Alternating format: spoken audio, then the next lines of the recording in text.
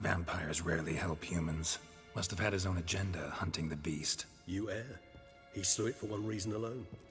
The monster killed a lad who once in the street had offered Dettlaff an apple, expecting nothing in return. Terribly noble of him. You do not have a monopoly on altruism, my friend. Vilgefortz melted my body. Dettlaff found what was left. As per our codex, he had a choice. To leave me where I was, or to care for me and nurture my remains. He chose the latter. Regenerated me at no small expense in his own blood. Do you know what that means to a vampire? The gravity of the endeavor? Probably same thing it means to a human. You owe him your life. Much more than that. The act itself made us blood brethren. A bond so strong humans cannot even imagine. Which is why I know something ill is afoot. Always had an overdeveloped sense of empathy. Each vampire has a unique talent. One they hone over centuries.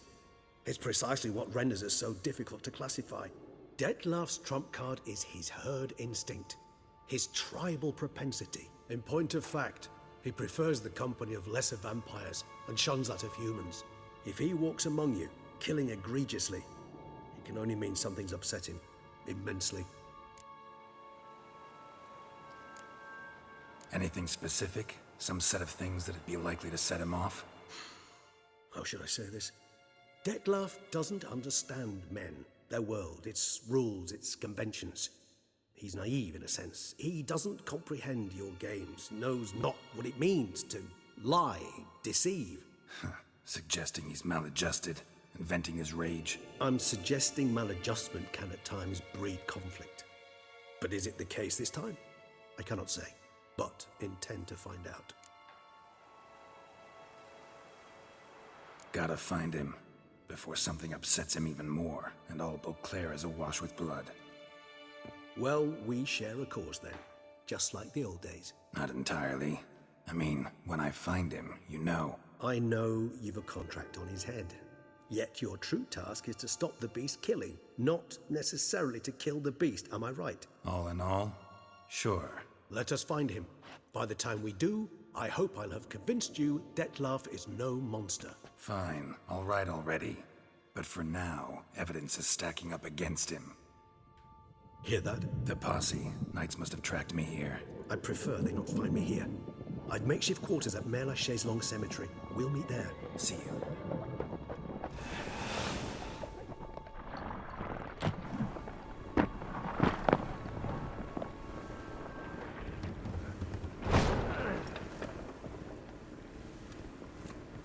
Witcher, we flew here as fast as our courses would carry us. Yet I fear we're late all the same.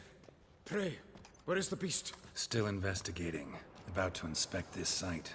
Withdraw your men before they trample all over the evidence. Sirs, we must let the Witcher do his work. Milton's murder cannot go unavenged.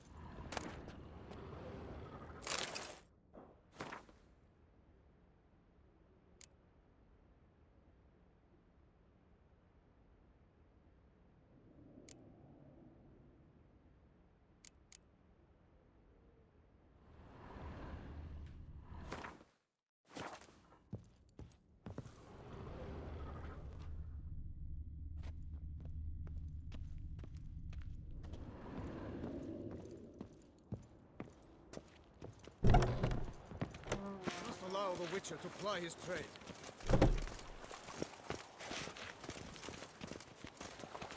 Good hunting to you, Witcher. We're relying on your mastery of your craft.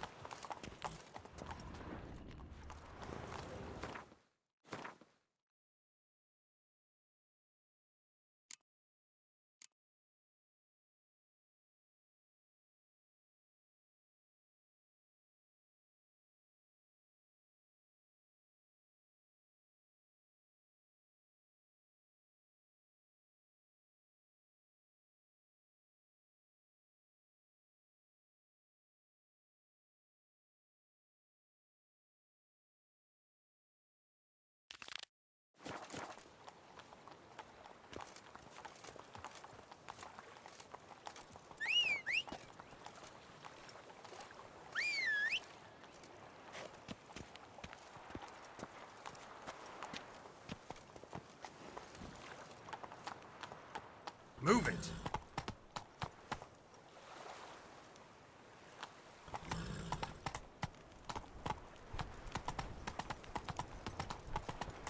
Hey there.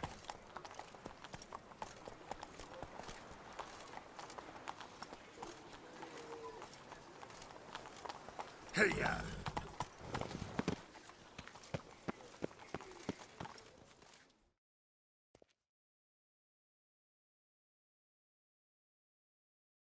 Sir! Sir! A letter for you, sir! Letter? Who from? Can't rightly say, sir. I was just to deliver it.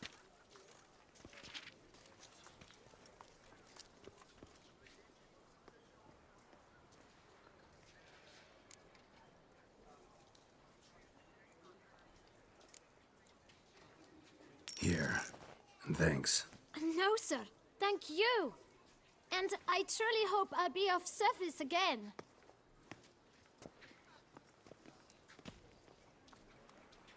My dear Geralt. I hope all is well.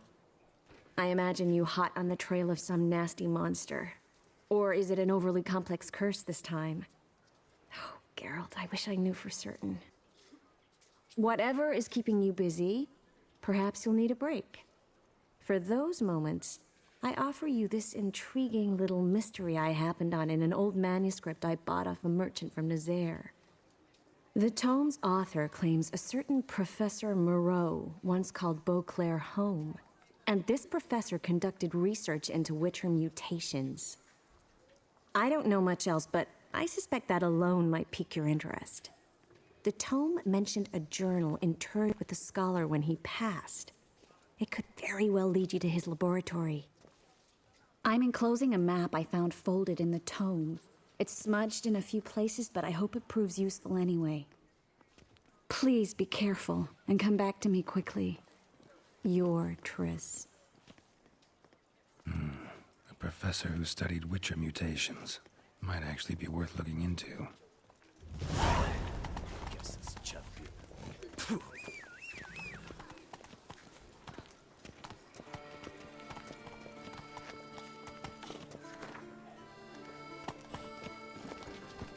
Move it!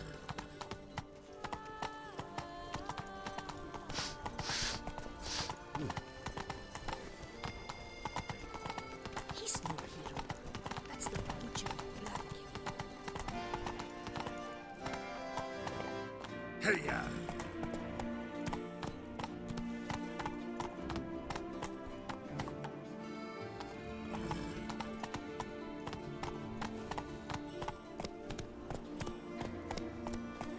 Slower.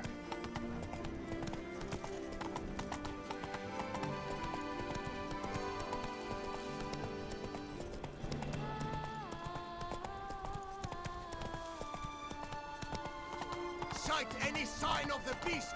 Report it to the ducal guard!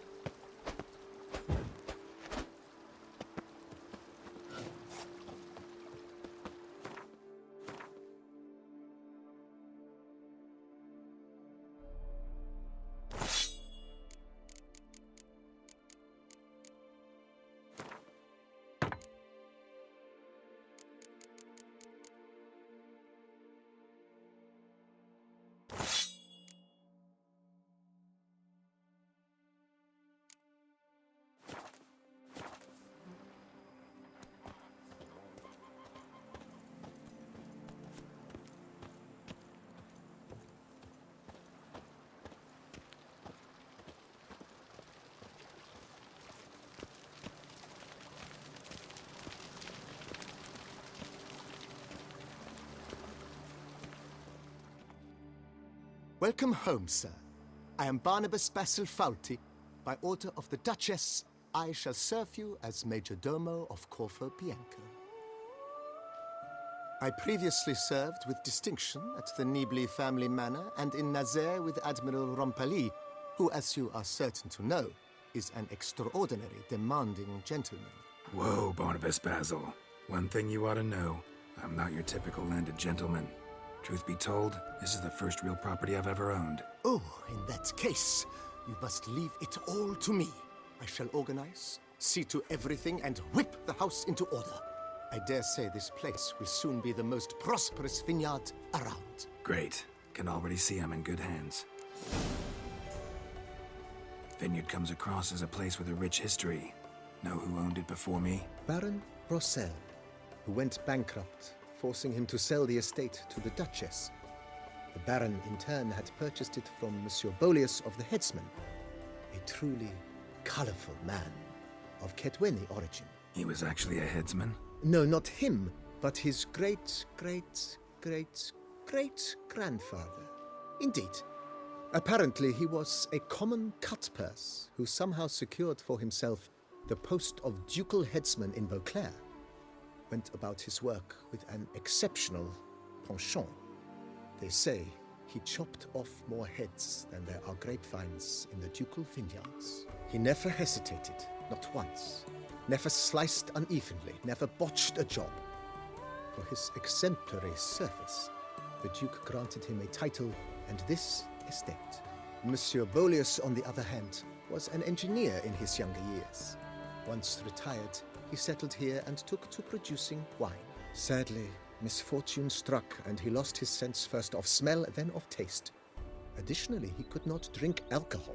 His medic forbade it. Shame that. He gave up making wine? Not at all. He made even more of it. Began throwing wild balls to which he'd invite friends from far and wide in order to treat them to his wine and delight in the fact that at least someone could enjoy it. It's the sort of man he was, Monsieur Bolius. Mind giving me a little tour de Corvo Bianco? Not in the least.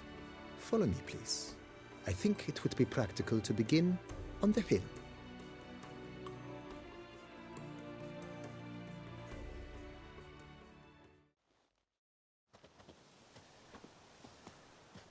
Behold, sir, your estate in all its splendor.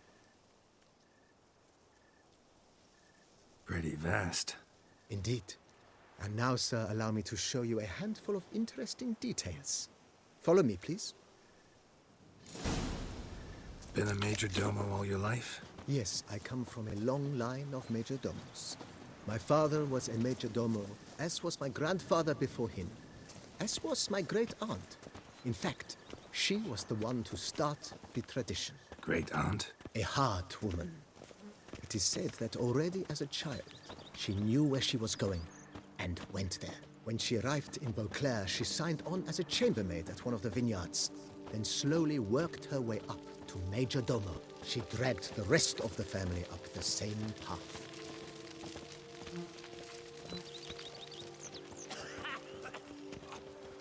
I've worked up to my chin and I've caught some rot. The servants' quarters. I occupy the green home. With the Duchess's permission, I have hired a full staff. Their salaries to be paid from the ducal treasury. Nice of her. Not the most sightly part of the estate, I admit. But I think it's worthwhile for you as master of the domain to know where the help stays.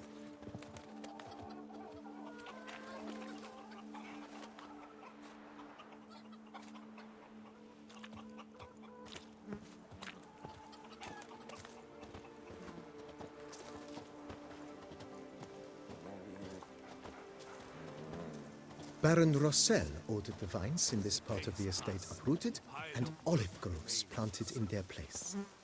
They look beautiful, especially come spring. Don't look at all bad now, either.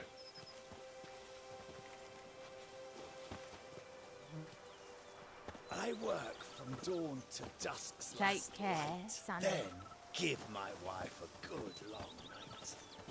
The White Wolf himself. Down below lies your vineyard, where we grow a strain of Carfanere, one of the world's oldest. Aged in oak barrels, it provides for an exquisite wine with distinct blackberry, wild cherry, plum, and cinnamon notes. Marvelous. Have to try it one of these days. The White Wolf himself.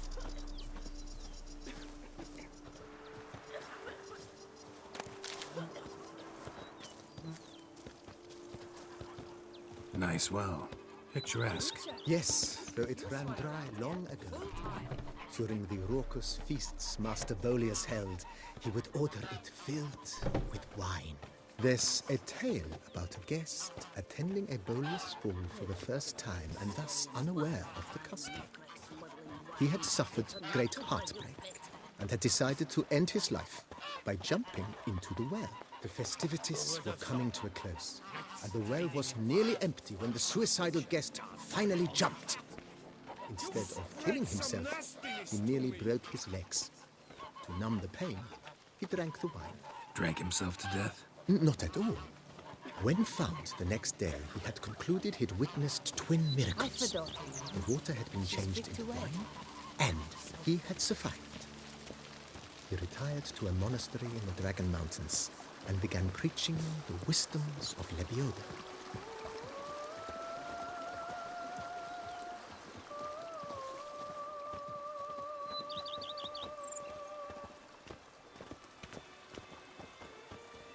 Monsieur Bolius, his wife Nina, kept a garden here. A supremely lovely place it was. Bit neglected now. I agree. Yet nothing stands in the way of restoring it to its former glory, and once again planting it with herbs and other vegetation.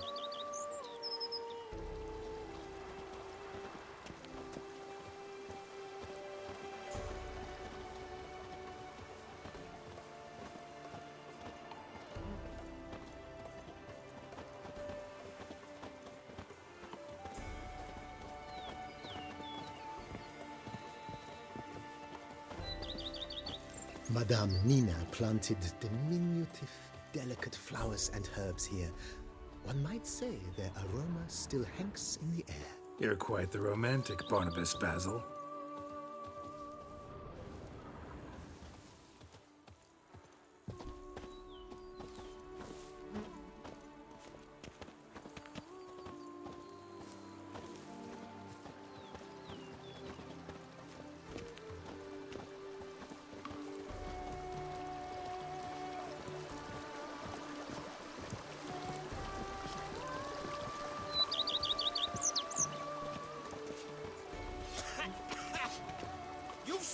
Some nastiness to me.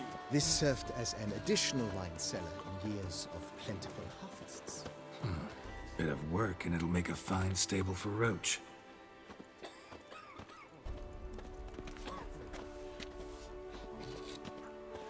Follow me, please.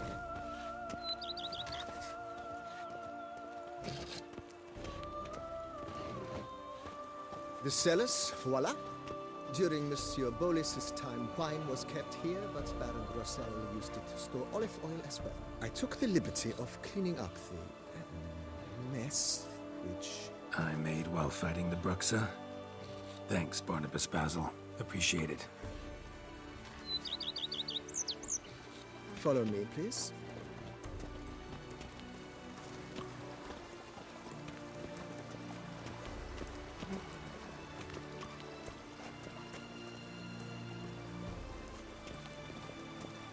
As you can see, the facade is, how to put it, slightly stained. But one cannot deny it, a certain subtle southern charm. True, though it could use a bit of subtle paint. Follow me, please.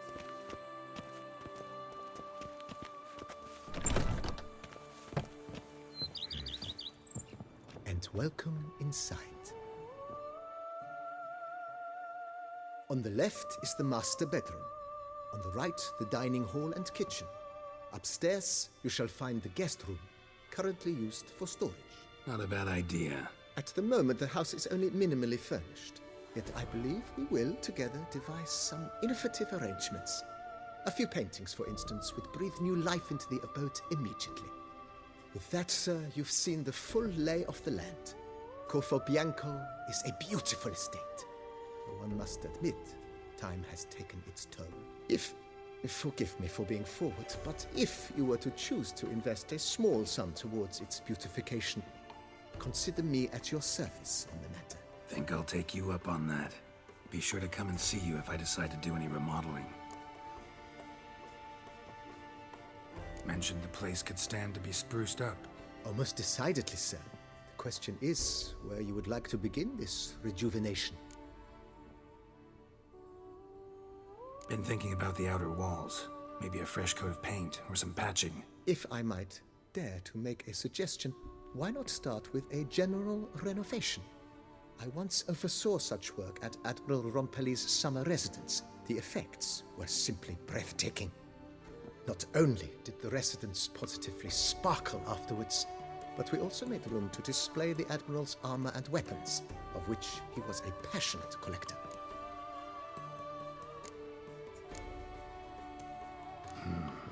Need to think it over some. I understand, of course. As the venerable Lady Eve Knibley would so quaintly put it, the rash oft contract rashes.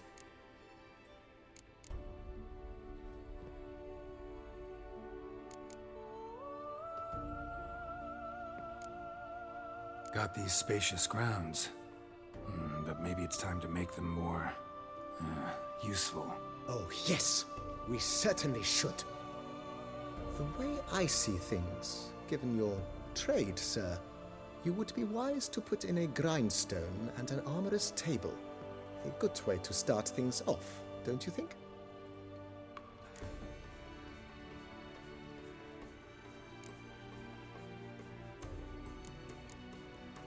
Let's put a pin in this for now. Remembered I have some urgent business to tend to.